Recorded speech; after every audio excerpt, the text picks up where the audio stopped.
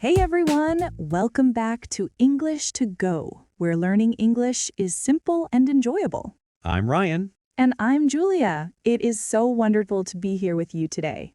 Julia, I have to say, today's topic is one that I personally needed like 3 years ago. Oh, really? What were you doing 3 years ago? Honestly, standing in front of native English speakers, completely frozen. Someone would ask me a simple question and I'd say something like, yes, I like, good. That was it. End of answer. Ryan, I love that you share these moments because I promise you, every single person watching this right now has been exactly there. That frozen moment is so real. It is so real, but not after today. Today, we fix it. Today, we absolutely fix it.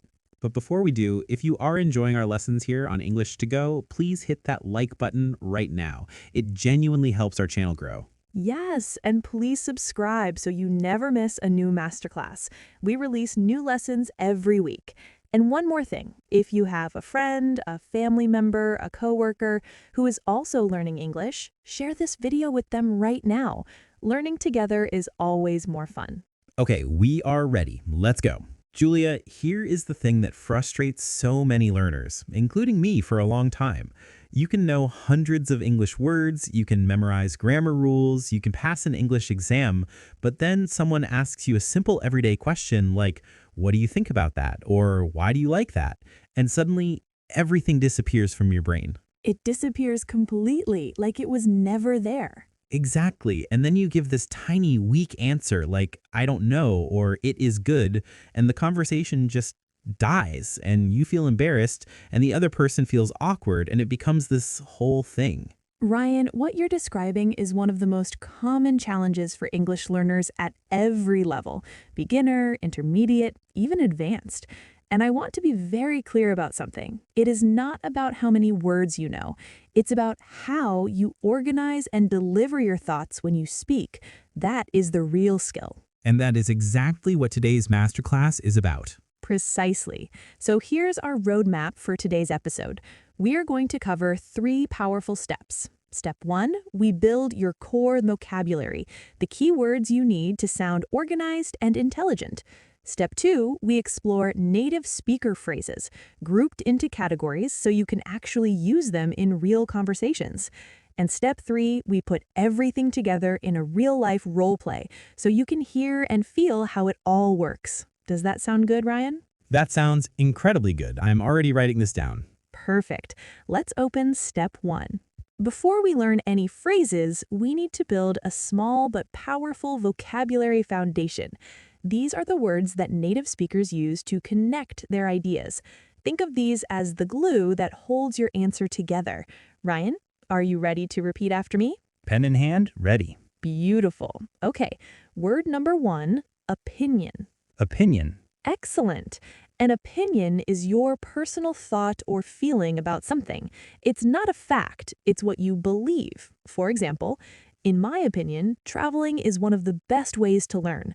You're sharing your view, your perspective. Now, word number 2 is reason. Reason. A reason is why you think or feel something. Every good answer needs reasons. Not just, I like it, but why you like it. I like it because, that because introduces your reason. Now, word number 3 is connected to this. Support. Support? Wait, like helping someone? Great question. In conversation, to support an idea means to give extra details, examples, or evidence that make your reason stronger. So you give a reason and then you support it. You make it bigger, clearer, more convincing. Oh, so my reason is like a tree and the support is the roots that hold it up. Ryan, that is a genuinely brilliant metaphor. I'm stealing that. Please do. Word number 4, vivid. Vivid. Vivid means something that is very clear, bright, and easy to imagine. When you tell a story or give an example in English, you want your words to be vivid so the listener can almost see what you're describing. A vivid description makes people feel connected to you, and that feeling of connection is a big part of sounding fluent. Impressed. Vivid. I've never thought about that word in this context before. That's really useful. And our final word for today, word number 5, fluent. Fluent, that's the dream word. It is the dream, yes. And here's what I want you to understand about fluency. It does not mean you speak perfectly with zero mistakes. Fluency means you can communicate your ideas clearly and naturally without long, painful silences. It means your listener understands you and stays with you. That is the real goal. So fluency is about flow, not perfection. Exactly. Flow, not perfection. Write that one in big letters. All right, now we move into step 2, which is the heart of today's lesson. We are going to look at native phrases organized into 2 big categories.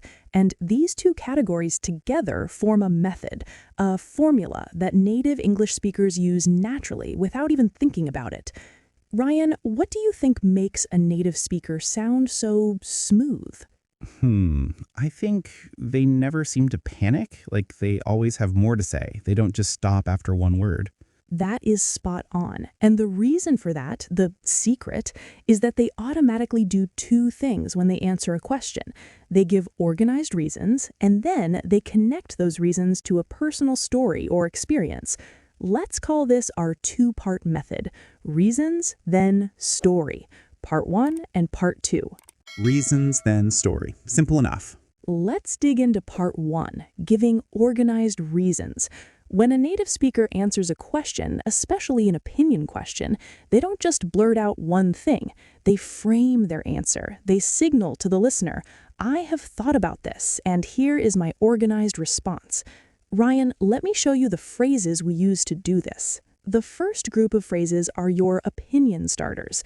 These are the sentences you use right at the beginning of your answer to tell the listener that you are about to share your view. Listen to these, and Ryan, repeat after each one. In my opinion. In my opinion.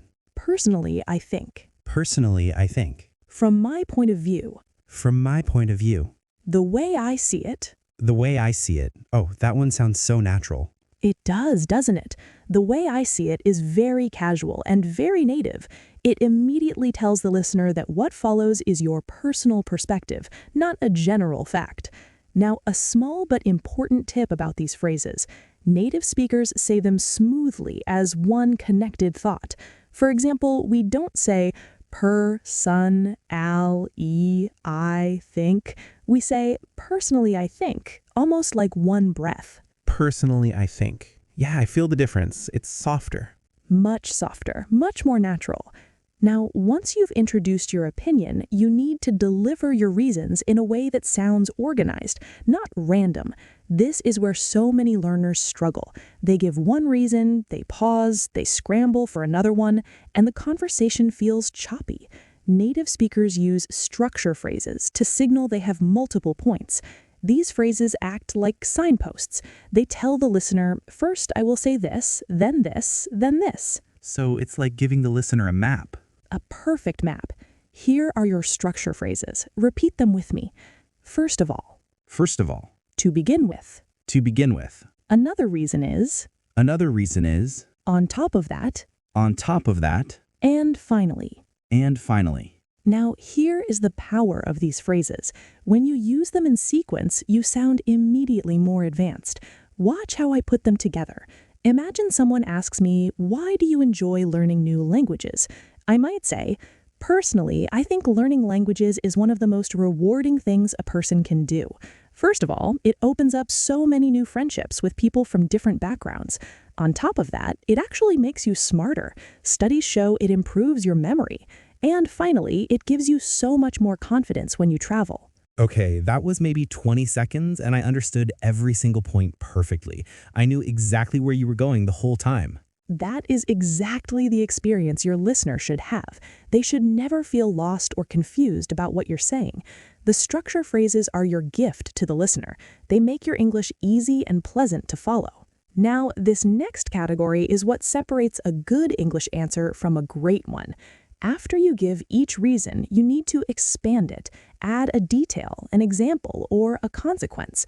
Don't leave the reason floating there alone. Support it. Here are the phrases native speakers use for this. What I mean by that is. What I mean by that is. For example, For example, to give you a better idea. to give you a better idea. This means that. This means that. In other words, In other words, so after I say my reason, I immediately follow it with one of these phrases to explain it more. exactly. So instead of just saying, first of all, learning languages opens up new friendships, and then stopping, you add, first of all, learning languages opens up new friendships.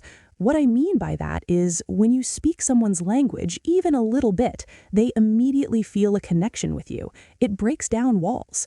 Do you hear the difference? Completely. The second version feels alive. The first version feels done, finished, like a door closing. Door closing. Ryan, your metaphors today are exceptional. Which brings us to part 2 of our method, the story. After you give your organized reasons, the most powerful thing you can do, and this is something native speakers do instinctively, is connect those reasons to a personal experience, a short story, a real moment from your life. Curious, but why does that help? Why not just give the reasons and stop? Because reasons are logical, they live in the mind, but stories are emotional, they live in the heart. When you share a brief personal story, your listener doesn't just understand your point, they feel it. They start to visualize your experience. And when someone can picture what you're saying, they feel a deep sense of connection. And that sense of connection is one of the biggest signs of fluency in any language. Wow, that's kind of profound, actually. It is. Language is not just information, it's human connection. Okay, so here are your phrases for introducing a personal story or experience. That actually reminds me of the time when. That actually reminds me of the time when. I remember once.